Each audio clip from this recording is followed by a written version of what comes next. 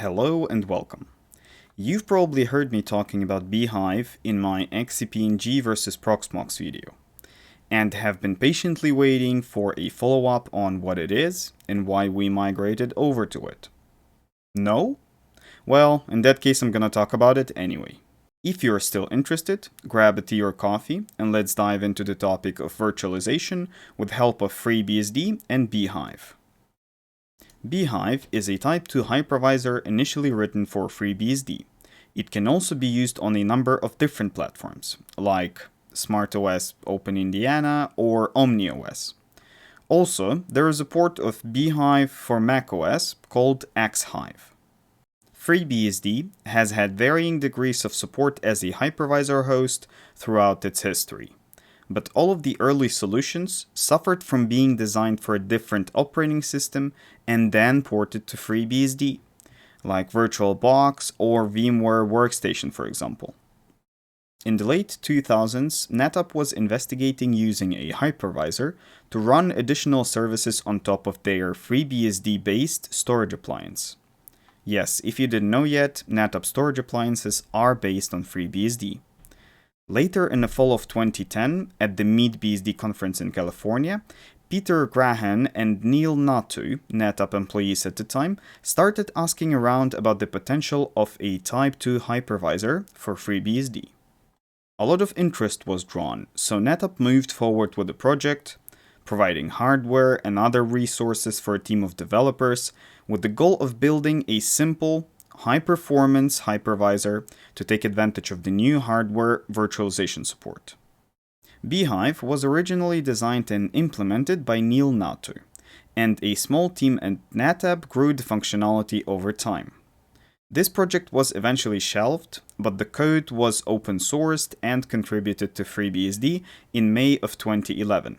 After that, it has seen continuous development ever since. Now, enough introduction, let me actually show you why we chose FreeBSD Bhyve over the alternatives. First point I have for you is native ZFS support. Well, what can I say? ZFS dataset encryption is the feature that I'm after on every hypervisor out there. Because if you're not encrypting your important data in 2021, you're probably doing something wrong.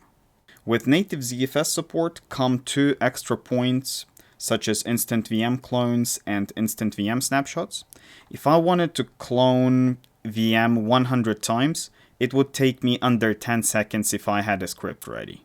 Because on Proxmox or XCP-ng or ESXi, when you want to clone the VM, it's going to take at least from 2 to 5 minutes to clone it, depending on the VM size. But with Bhyve and ZFS, it takes around 1 second to do that. Let me actually show you what I mean.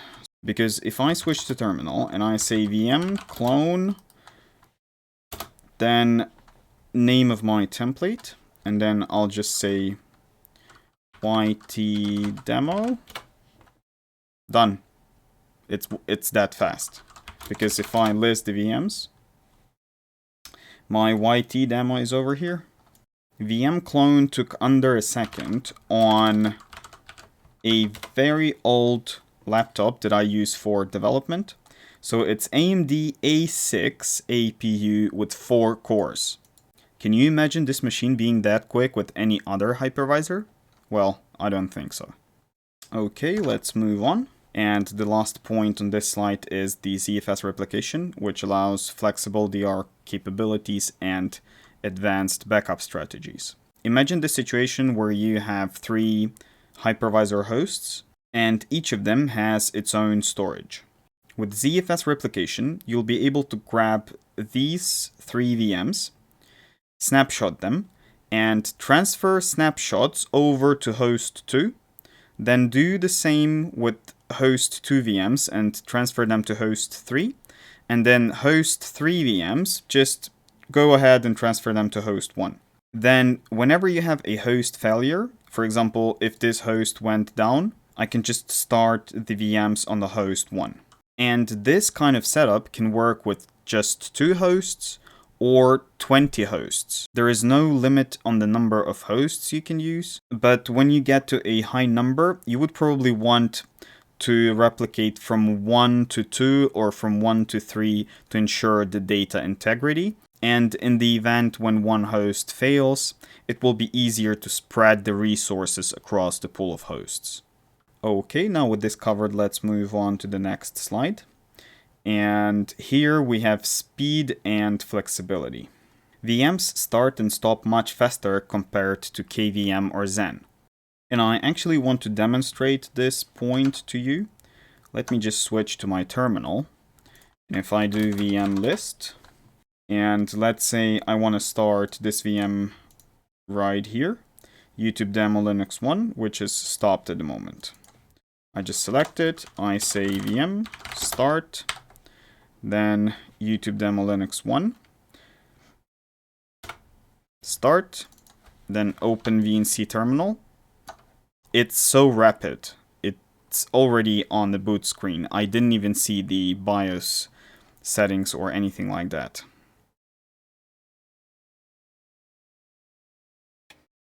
And that's it. It's running. On the laptop, this old. This laptop is like 10 years old or even more. Now let's say we want to stop this VM. Let's do VM list again. It's running. Let's select it. VM stop. Sending the signal. Now VM list. And the VM is stopped. Let's actually check with htop. Only Fusion PBX is running. So yeah, VM was stopped. I'm telling you, it's rapid. I cannot imagine any hypervisor being this quick on the laptop this old. All right, let's switch back to our browser and let's continue with the presentation. It has very small footprint due to the fact that it's included in a base FreeBSD installation. You don't need to rely on external networking. More on this I have on the next slide. So just bear with me for a second on this point. It can be easily installed onto a USB drive, like any FreeBSD installation. And this diagram represents exactly that. We have a ZFS mirror for OS drives. Then this is our Bhyve host with 4 hard drives or SSDs in RAID Z1. They will hold swap plus VM storage. And I usually have 2 datasets on top of this pool. Regular datasets for regular VMs like WordPress or test VMs. And then I also have encrypted dataset for things like mail servers, documents, or whatever data that needs encryption. And the last point on this slide says that Bhyve supports various storage backends. ZFS is supported natively, but it also supports things like iSCSI, NFS, even SSHFS if you want to go that route, and anything you can effectively think of because it supports both block and file storage for the VM drives. Okay, I think we are done with this slide. Let's move on to the next. And the next upside on my list is networking. Bhyve works well with PF, internal net bridges, veil switches, etc. Perfect if you're running it at co-location data center like OVH or Hetzner. And just here on the right, I have a diagram that represents what I just said. Because you can have multiple NAT networks behind your Bhyve host without installing any additional firewall software like pfSense or OPNsense, because FreeBSD as a host has it by default. For example, let me switch back to my terminal. I can type VM switch list, and it's going to show me all of the networks on this particular system. So I've got .9, .10, and .20 networks in here. This is all controlled by PF, and if I show you my firewall rules by running pfctl-s rules, you'll see that from these networks, I have wide open access to any network out there. Okay, let's switch back to the browser and let's move on. It works well within enterprise infrastructure as well. Networking features include LAG, VLAN, and bridge interfaces. For example, if I scroll a bit down, you'll see that we have 3 Bhyve hosts over here and they are kind of working in a classic enterprise network scenario because 2 of the VMs on host 1 have VLAN 2 assigned to them and DMZ VLAN assigned to VM 3. Then on the second host, we have 3 VMs on second VLAN, and on third host, we have 3 VMs on DMZ VLAN. So with Bhyve, you have all the flexibility in the world. You can mix and match, because on one host at the same time, you can have internal NAT networks, and then it can also be connected to a VLAN or something like that. And then at last, our initiative is to integrate PF, FRR, WireGuard, and VXLAN into our current setup to be completely independent from the underlying network infrastructure. And you'll understand what I mean by looking at this slide. So we have 4 hosts here, host 1, 2, 3, and 4. Each host has 2 integrated NAT networks. The first host has 10.0.00/24 and 10.0.1/24. Then the second has 2 and 3, the third host has 4 and 5, and the fourth host has 6 and 7. Then forget all this, I'm gonna get to that in a second. But imagine the situation where you have VMs on each of these hosts, and they will have to talk to the VMs on any other host in the cluster. Because they are routed through the public internet, it's not going to be possible. So what we want to do is to establish a WireGuard tunnel from host 4 to 1, then from 1 to 2, and from 2 to 3. Then FRR will distribute all of the routes from host to host.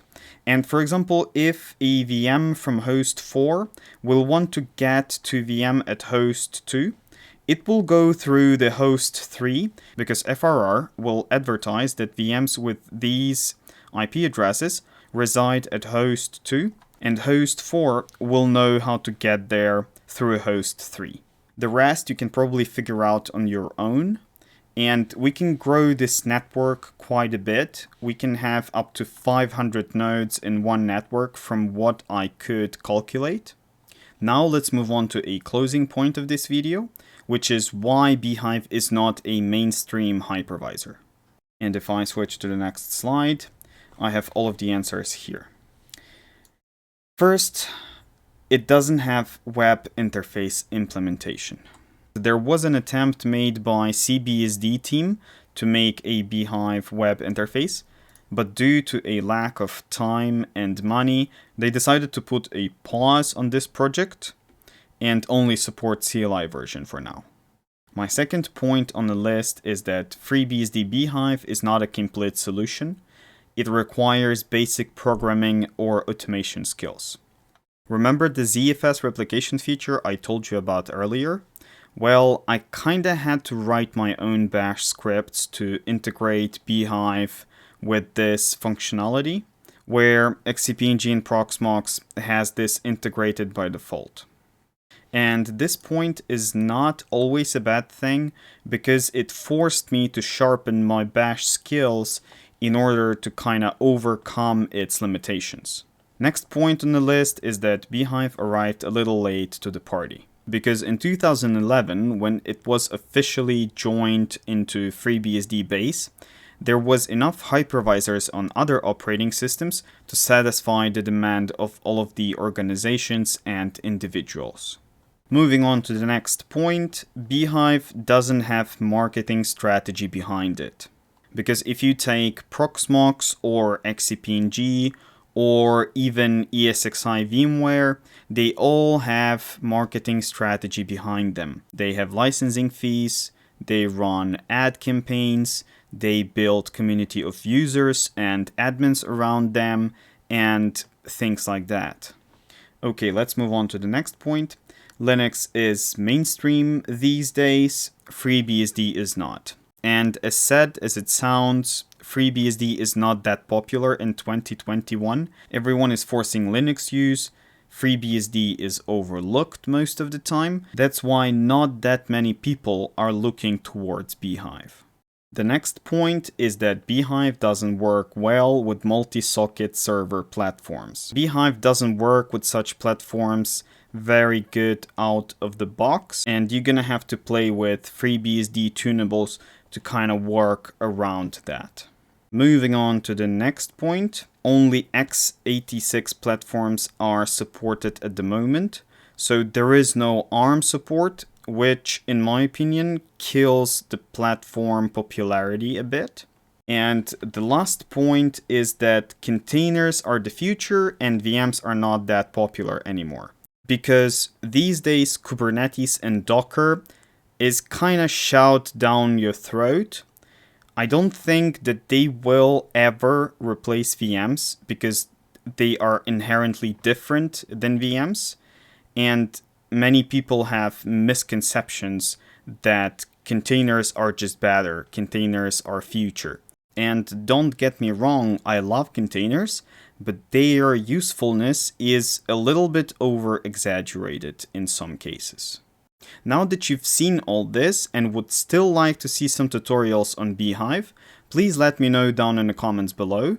If there's enough demand, I'll cover the basics, I'll share my snapshot and replication scripts, and help the community however I can to the best of my abilities.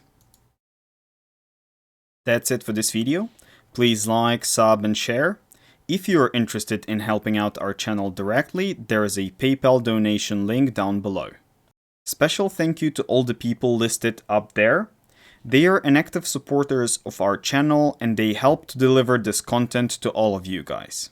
Thank you very much for watching, and I'll see you in the next one.